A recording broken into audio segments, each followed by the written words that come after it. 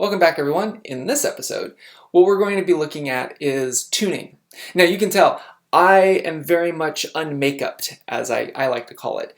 There's nothing fancy going on short of a big window with the sun, because I have no control over that, shining through. And I'm using stock audio with stock video. What I'd like to show is how, just before you get started and after you've done that pre-production, setting up your room using some bits and bobs that you might have to be able to elevate that production value. The first big change that we're going to do is, again, I'm doing nostril cam. So I've got my trusty riser. We'll go ahead and bring this up so that I'm looking at my camera, not down upon my students. Now, I'm going to go ahead and straighten that up just a little bit. The next thing is audio. Now, I'm going to be using my lav microphone just because I'm going to be moving around and I didn't want to bump my USB microphone. The choice is totally up to you, which way you like to do it. Like I said, I have both because I teach using both. So let's go ahead with some little bit of editing magic. Whew, that was a lot of work. Nah, I just plugged it in. So now I should sound a lot better, and I should be looking at you a little bit more square. Now, I would probably have a little bit more of a riser now that I've been looking at this, but that was the only box that I had on hand right now. So next up is let's take a look at that camera. So when I did my camera lecture, the thing is that I talk about the different kinds of cameras that you could use to integrate into your lecture. What I didn't talk about is how do we get it there? And this was the most common question I got. Now, how do I get it to plug in? So as an addendum to that, there's quite a few of these online, and they're fairly inexpensive. It's called an HDMI to USB adapter, and typically it just takes an HDMI connection and puts it as a USB, the fat version, so you can plug it into your Mac or PC. Now, when we have this, there's also another cable that is dependent on your camera, so I don't have an exact answer, but typically it's an HDMI or micro or mini HDMI ending. What that looks like is one of these. You have a fat one, which basically is what we plug in using our PlayStation or Apple TVs or Rokus. And then you have a smaller one that plugs into the camera. And this just simply adapts it so that you can plug it into a computer. Most computers, Mac or PC that I've seen, recognize this, and a cable and a dongle like this usually goes for anywhere from $20 to $30 USD. So they're fairly easy to find and they're fairly inexpensive. And especially for the next part, if you're going to elevate your video because you already have a camera, this is definitely a nice thing to have, and it's something that I use quite regularly in my lecturing. So let's say you have an old traveling camera, something that's beat up, maybe a mirrorless or maybe a point and shoot, or maybe even that smartphone that you spent several thousands of dollars on.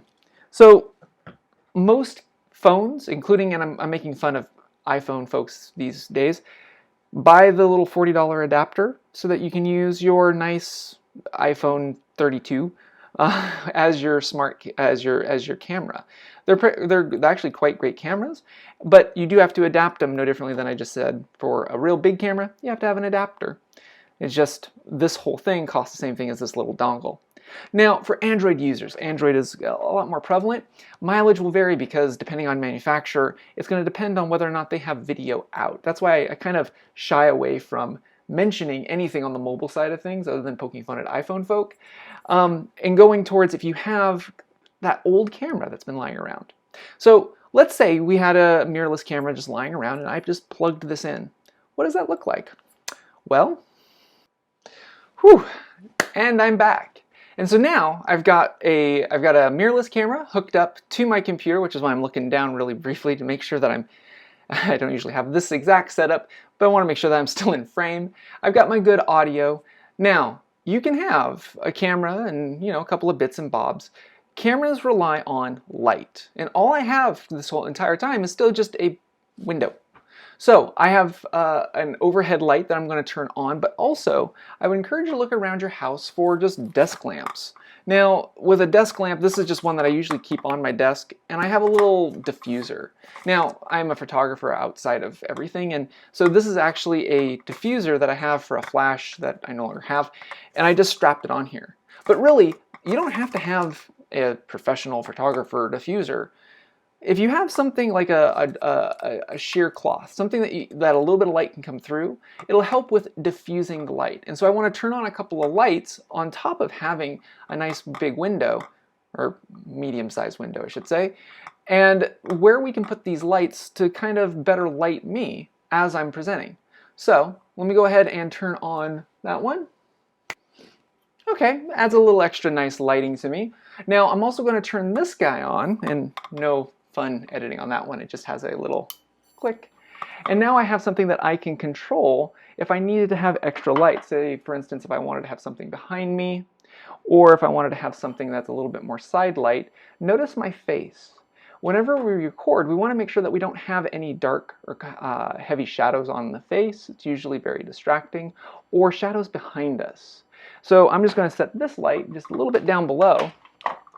So I have it just a little bit down below and tilted up, no differently than in my original video that I described at the beginning of the COVID crisis, of having different lighting. Typically speaking, if you have 3 different lighting sources that you can kind of position in a triangle, that's kind of the optimal way, and that's typically what we do in a studio. You have a nice big light in front of you, and you might have 2 key lights to kind of make sure that you don't have hard shadows either on the face or behind your talent. So hopefully, hopefully this scene looks a little bit better than the original scene. So I'll put links in the module if you're interested in what the cable and the dongle thing is. Like I said, I went with the cheap option just because in video lecturing, we really don't have to have 4K or anything else like that. Really, it's just about connecting a good quality camera and good quality light on a good quality subject so that we can capture good quality video and audio. So I hope that makes sense, and hopefully this kind of inspired you to reevaluate where you teach. And again, if you remember, if I were to flip this around, what you don't see is now that boat is now my standing desk for this presentation. So use what you have, but think about it in terms of a studio. Lighting, camera, more importantly, good audio.